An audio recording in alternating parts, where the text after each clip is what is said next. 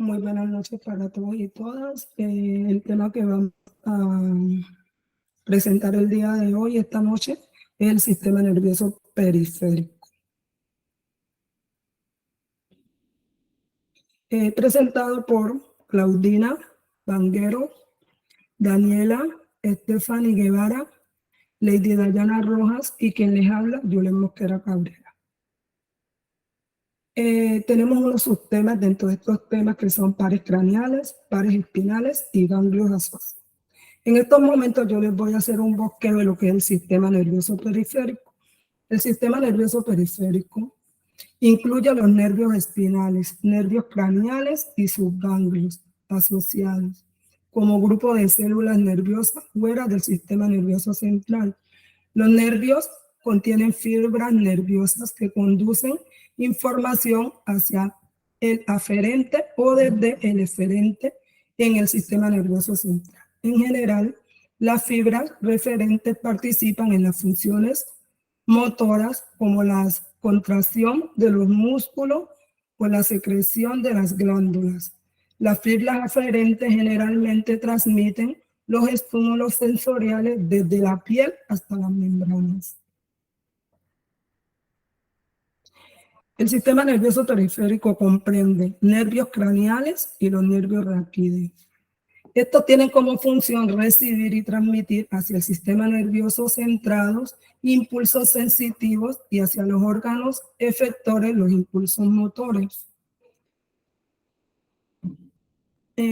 También les vamos a hablar un poquito sobre el sistema nervioso vegetariano, pues, que es uno de los que hace parte, pues, de uno de los sistemas. Este comprende troncos simpáticos, los ganglios periféricos y ¿qué son los troncos simpáticos? Son formados por cordones nerviosos que se extienden longitudinalmente a lo largo del cuello, tórax y abdomen a cada lado de la columna vertebral. Los ganglios periféricos son grupos de cuerpos celulares. Este sistema es llamado también autónomo. Está en relación con las vísceras, las glándulas, el corazón, los vasos sanguíneos y músculos lisos. ¿Qué función cumple? Es eferente, transmitiendo impulsos que regulan las funciones de las vísceras de acuerdo con las exigencias vitales de cada momento. Los dejo con mi compañera Lady, que les va a hablar de los nervios espinales. Un cordial saludo para todos. Hoy les profundizaré acerca de los nervios espinales, teniendo en cuenta que son aquellos que tienen su origen aparente en la médula espinal y atraviesan los orificios vertebrales para distribuirse a los territorios orgánicos a los cuales están destinados. Son 31 pares y todos ellos son nervios mixtos, es decir, sensitivos y motores. Los nervios espinales desprenden de la médula espinal y son 31, como les decía anteriormente. De esos 31 son 8 cervicales, 12 torácicos, 5 lumbares, 5 sacros y coxígeos. Cada uno de estos nervios está formado por 2 raíces, la raíz anterior o motora y la raíz posterior o sensitiva. La raíz anterior o motora tiene su origen real en la sustancia grisespinal. Emerge por el surco lateral anterior de la médula espinal, la cual tiene una representación de su origen aparente. Y la raíz posterior o sensitiva tiene un origen real en el ganglio espinal y penetra en la médula espinal a través del surco lateral posterior que constituye su origen también aparente. Como les decía anteriormente, de estos nervios espinales se desprenden 13 pares, dentro de ellos los nervios cervicales o raquídeos son 8, y estos nervios desprenden de las 7 vértebras cervicales que nacen de la médula espinal. Emergen por los agujeros de la conjunción de la columna cervical y se distribuyen por territorios sensitivos y motores específicos. Tenemos también 12 nervios torácicos que son el conjunto de 12 nervios espinales o nervios raquídeos llamados también, la cual nacen de la médula espinal y emergen de la columna dorsal o torácica por los agujeros de conjunción y se distribuyen por los diferentes territorios, tanto sensitivos y motores específicos de nuestro sistema nervioso central. Los nervios lumbares son 5 de estos 31 y son el conjunto también de estos nervios que permiten la distribución de todos aquellos territorios sensitivos y motores específicos. Y los nervios sacros y coccígeo, que son un grupo de 5 nervios espinales que emergen del hueso sacro y constituyen el segmento más bajo de la médula espinal. Les decía anteriormente que estos 31 pares de nervios se desprenden 2 raíces, la anterior y la posterior, y de estas 2 raíces se distinguen 2 porciones. La primera está contenida en el saco de la dura madre. La segunda se encuentra por fuera de la dura madre, pero está envuelta propiamente en una dependencia de la dura madre y es llamada nervio radicular. Dentro de este ganglio espinal, la raíz anterior y la posterior se unen para construir un tronco del nervio espinal. Este tronco se divide en 4 ramas. La rama anterior es la división anterior de un nervio espinal. Se encarga también de suministrar las piezas anterolateral, el tronco y las extremidades. Además, también se encargan de llevar la información sensorial de las áreas que sirven de nuevo en el cerebro. Es una masa muy voluminosa, es un nervio muy voluminoso, es mixto e inerva los músculos de la piel y los miembros de las regiones centrales del tronco, de la anterior y lateral del cuello. La rama posterior es la división posterior de un nervio espinal y se forma a partir de la raíz dorsal del nervio. Es un nervio ya más fino, es mixto también y se distribuye en la piel, en los músculos de la nuca y de la parte posterior del tronco. La rama comunicante existe en todos los niveles de la médula espinal y son los responsables de transportar las fibras nerviosas, los conglosinares desde las ganglios hasta las partes cerebrales de su destino. Esta rama comunicante distingue 2 variedades, una rama blanca y una rama comunicante gris, que pueden estar funcionadas en un sistema único. Y la cuarta rama de este tronco nervioso espinal es la rama meninges, la cual está representada por un filete nervioso de naturaleza visceral y es la parte fundamental de nuestro sistema nervioso central. Se puede decir que son un conjunto de membranas que recubren tanto la médula espinal como el encéfalo. Le doy la continuidad a mi compañera con la temática pares craneales. Bueno, en cuanto a los pares craneales, hay 12 pares craneales. El primer par craneal es el nervio olfatorio. Entonces es el único nervio sensorial que no tiene una conexión precortical con el tálamo.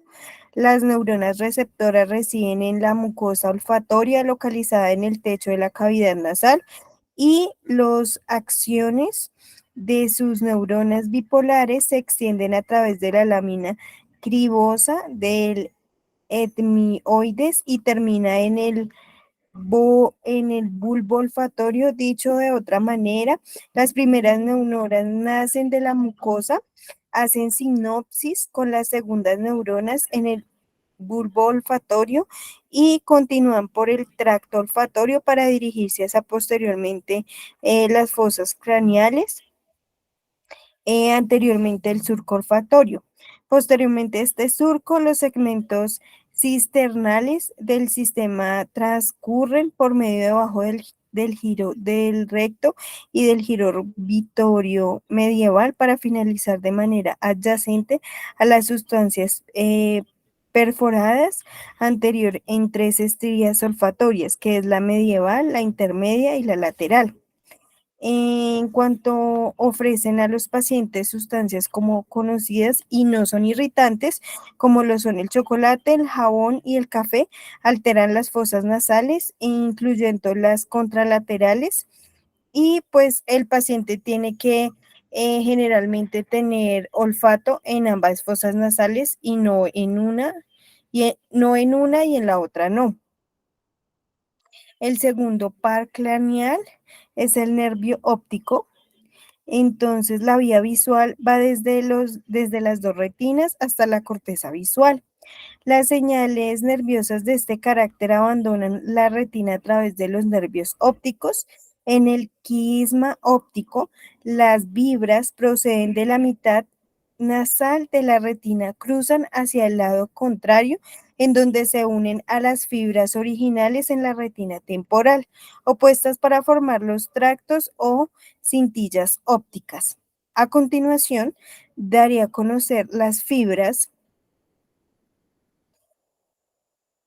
originadas en la retina temporal, opuestas para formar los tractos, en el cual hacen sinapsis en el núcleo genicular lateral dorsal del tálamo, y desde allí las fibras geniculares se dirigen a través de las radiaciones ópticas hacia la corteza visual primaria.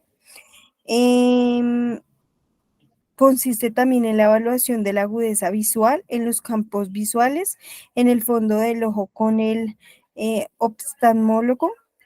Presenta especialmente atención en las papilas y los campos visuales de valoración por confrontación, para la cual se explora si ve de frente, de lejos, que fije la mirada hacia un punto y que guíe los ojos por medio de un artefacto que puede ser el dedo, o gradualmente mover los ojos o los dedos de un lado al otro para que se pueda ver el proceso que tiene el paciente a la hora de tener su agudeza visual. En cuanto al tercer par craneal, se da a conocer la corteza oculomotora, en la cual el núcleo motor se da para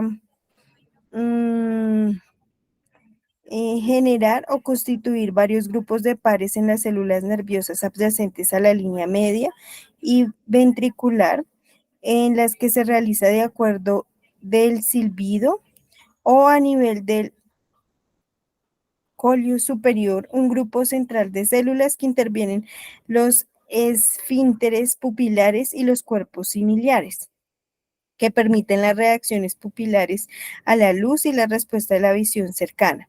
Esta es la porción parasimpática del núcleo ocular. Ventrales a este grupo nuclear están las células que, mediante las acciones de los músculos elevadores del papilador o palpeador, rectos superiores e inferiores, oblicuos inferiores y rectos interiores dorsoventriculares. Posteriormente emergen del tronco encefálico. El nervio oculomotor pasa entre las arterias cerebroveleosas superiores y cerebrales posteriores, junto al seno cavernoso.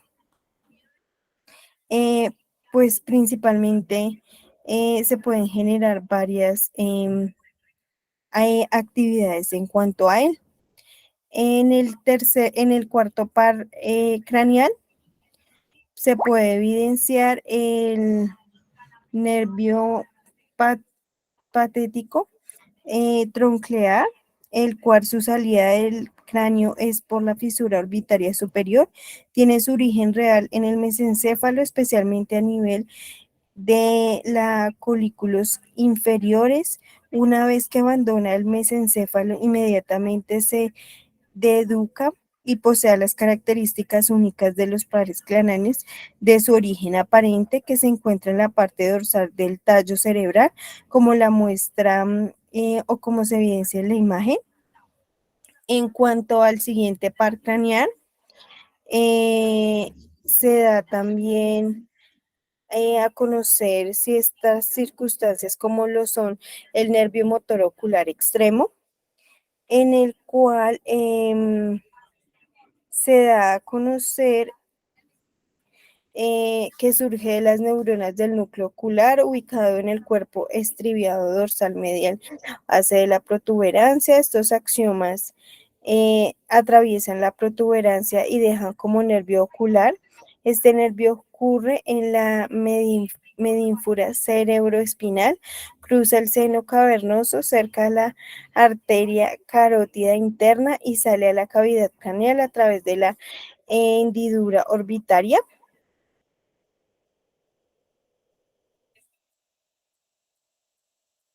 En cuanto al par craneal nervioso trigémino, el nervio trigémino contiene una gran raíz sensorial que transmite sensibilidad a la piel, las membranas mucosas de la mayor parte de la cabeza, la cara, donde controla los músculos en cuanto a la masticación y al ejercicio que se hacen al momento de ingerir alimentos o beberlos. Este grupo de células recibe estimulación de las vías corticales, conexiones reflejadas del tacto espinal del trigémino.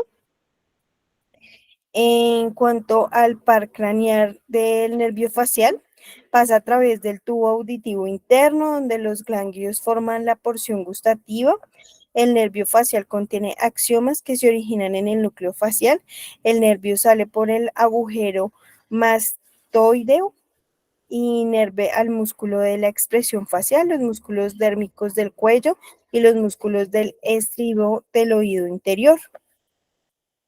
En cuanto al nervio auditivo, entra en la cavidad craneal a través de un agujero auditivo interno y se basa en el tronco del encéfalo por detrás del borde posterior del péndulo cerebeloso medial en el ángulo pontocerebeloso. El nervioso coclear está involucrado en la audición y en el nervio vestibular. Esta parte del sistema del equilibrio, según la posición, es famoso porque genera vértigo. No solamente genera vértigo en las personas de la tercera edad, sino también se ha evidenciado que si se presentan daños en cuanto al nervio auditivo, puede generar vértigo a niños, niñas y adolescentes. Y pues ahora se está evidenciando mucho más con respecto al mal uso que le damos a los audífonos. En cuanto al siguiente par craneal, es el nervio glosorofaringeo. Son las fibras que se presentan en el parasimpático eferente visceral preganglionarios del núcleo salivar a través del plexo timpánico, el nervio piramidal negativo, desde donde las fibras postganglioniales migran a las glándulas paradótidas. El núcleo salvadio inferior recibe impulsos corticales a través del fascículo del músculo longitudinal dorsal y se reflejan a través del núcleo del tacto solitario. La lengua recibe intervención sensorial a través de las fibras gustativas, en cual es cuando probamos un alimento y le sentimos como el sabor, si está dulce o si está salado. En cuanto al nervio craneal del nervio vago, entonces estos nervios se asesoran o se conectan con el vago fuera del cráneo, pasando a través de los nervios faringeos recurrentes a los músculos internos y de la faringe. Las fibras drenan las vísceras desde el núcleo motor dorsal del nervio vago hasta las vísceras torácicas del abdomen. Sus fibras postganglionales surgen en los ganglios más internos y proximales. Inhiben el ritmo cardíaco, la secreción suprarrenal, estimulan la motilidad intestinal, el trabajo de los ganglios gástricos, generan hepáticas y pancreatitis al momento de generar molestaciones a nivel digestivas.